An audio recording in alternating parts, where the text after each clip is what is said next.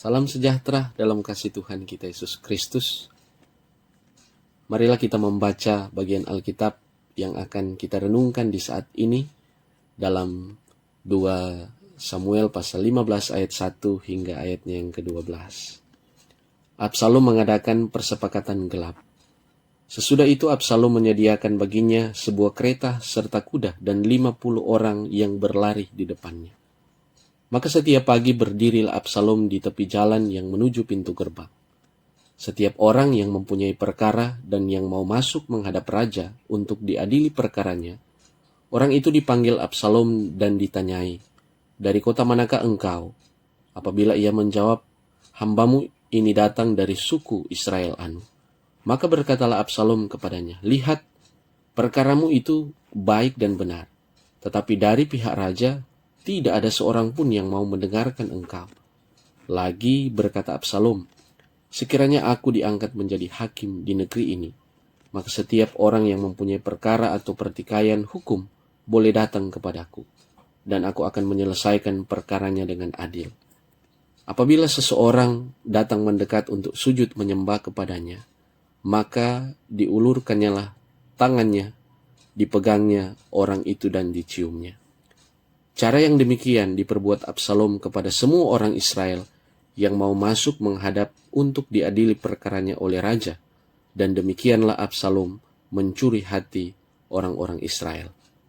Sesudah lewat 40 tahun, bertanyalah Absalom kepada raja, "Izinkanlah aku pergi, supaya di Hebron aku bayar nasarku yang telah kuikrarkan kepada Tuhan. Sebab hambamu ini, ketika masih tinggal di Gesur, di Aram, telah bernasar demikian, jika Tuhan sungguh-sungguh memulangkan aku ke Yerusalem, maka aku akan beribadah kepada Tuhan." Lalu berkatalah raja kepadanya, "Pergilah dengan selamat." Maka berkemaslah Absalom dan pergi ke Hebron. Dalam pada itu Absalom telah mengirim utusan rahasia kepada segenap suku Israel dengan pesan, "Segera sesudah kamu mendengar bunyi sangkakala, berserulah, Absalom sudah menjadi raja di Hebron."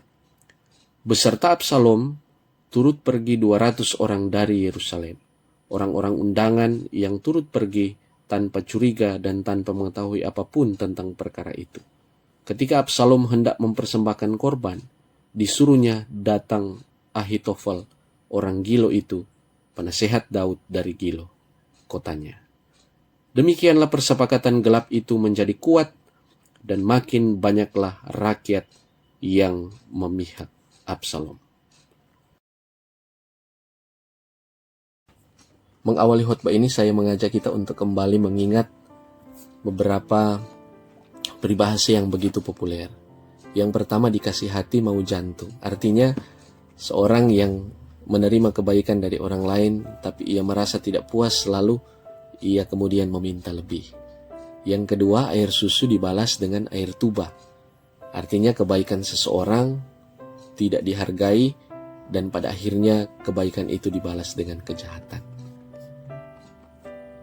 Maka kedua peribahasa ini menurut saya lebih dari cukup untuk menggambarkan karakter dan profil seorang Absalom, salah satu anak dari Raja Daud, di mana karena ingin berkuasa, ia melakukan persepakatan gelap. Di pasal-pasal sebelumnya dari bacaan kita saat ini telah diceritakan bahwa Absalom telah melakukan kesalahan yang besar di mata Daud, di mana Absalom telah membunuh Amnon kakak tirinya karena Absalom tidak terima adiknya yaitu Tamar dilecehkan oleh Amnon. Maka karena peristiwa itu, Daud sebagai seorang ayah, dia menjadi sangat marah kepada Absalom, dan akhirnya Absalom lari dan mengasingkan diri di Gesur.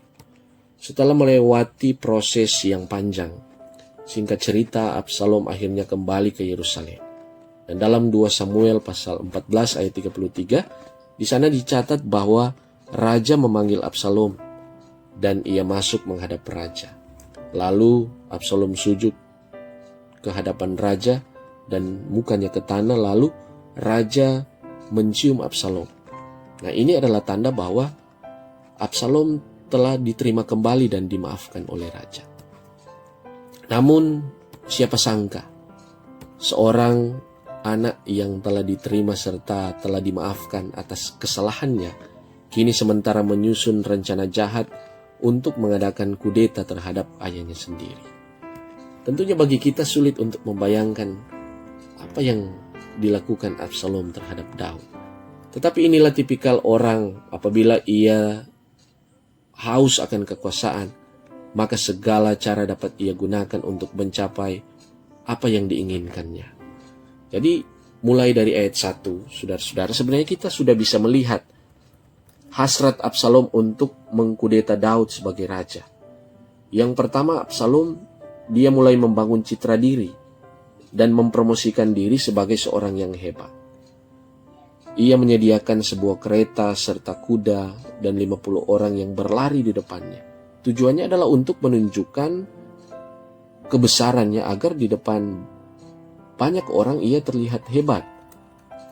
Yang kedua, setiap pagi Absalom itu berdiri di tepi jalan depan pintu gerbang kerajaan untuk menerima dan menyambut orang-orang yang akan datang ke Yerusalem untuk mencari keadilan. Dia mengatakan bahwa dari pihak raja tidak akan menanggapi dan mendengarkan mereka. Tetapi jika aku diangkat menjadi hakim di negeri ini, maka setiap orang yang mempunyai perkara atau persoalan hukum dapat diselesaikannya dengan adil. Nah, di sini kita melihat bagaimana Absalom dia sementara menawarkan diri untuk menjadi seorang raja. Di samping itu ia mendustai rakyat untuk menjatuhkan citra diri daripada Daud dan membuat orang tidak lagi percaya kepada Daud. Yang ketiga, meyakinkan rakyat atas semua yang diucapkannya. Absalom berpura-pura baik agar terlihat betapa ia peduli dan berpihak kepada rakyat. Yang dia lakukan adalah dia mencium tangan setiap orang yang mendekat kepadanya. Ya, ini adalah bentuk strategi licik dari Absalom. Sebenarnya sebuah ciuman itu adalah tanda kasih dan hormat. Ternyata apa yang dilakukan oleh Absalom adalah palsu dan rekayasa, hanya untuk membangun citra diri dengan motivasi ingin merebut tahta ayahnya. Dan semua ini dilakukan adalah termasuk untuk mencuri hati dari orang-orang Israel. Yang keempat, untuk memastikan bahwa rencana Absalom berjalan dengan mulus tanpa dicurigai, Absalom memakai agama sebagai kedok. Ia beralasan kepada Daud pergi ke Hebron untuk menepati nasar dan beribadah kepada Tuhan. Dan di ayat 9, Daud berkata, "Pergilah dengan selamat." Ini adalah tanda bahwa Daud benar-benar tidak curiga terhadap rencana jahat yang sementara dijalankan oleh Absalom. Hebron adalah tempat di mana ia dilahirkan, dan Hebron adalah kota pertama yang mendukung Daud menjadi raja, dan di sanalah Daud dilantik menjadi raja. Dan sebelum dipindahkan ke Yerusalem, Hebron adalah ibu kota pertama dari kerajaan Daud karena terletak di pusat wilayah Yehuda. Maka besar kemungkinan Absalom memilih Hebron sebagai wilayah pertama yang ingin dikuasainya.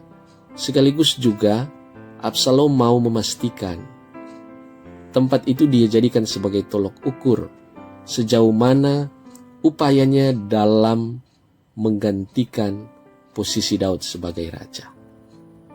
Saudara-saudara, dengan semangat ingin berkuasa, Absalom tidak berhenti. Dia terus bergerilya. Ia mengirim utusan-utusan rahasia kepada segenap suku Israel dengan membawa pesan bahwa jika mendengar bunyi sangkakala maka berserulah bahwa Absalom telah menjadi raja. Ia juga mengikut sertakan 200 orang dari Yerusalem bersama-sama dengan dia. 200 orang ini adalah orang-orang pilihan yang terbaik yang sudah diseleksi oleh Absalom. 200 orang ini mereka tidak tahu menau dan curiga tentang agenda jahat dari Absalom. Dan tidak hanya prajurit-prajurit terpilih, Absalom juga berhasil membujuk dan membawa penasihat Daud bernama Ahitofel untuk mendampinginya. Maka saudara-saudari, di bagian akhir cerita ini di ayat 12, kita melihat dengan jelas bahwa Absalom sendirilah yang menjadi otak dan aktor sebuah konspirasi jahat untuk menggulingkan pemerintahan Daud.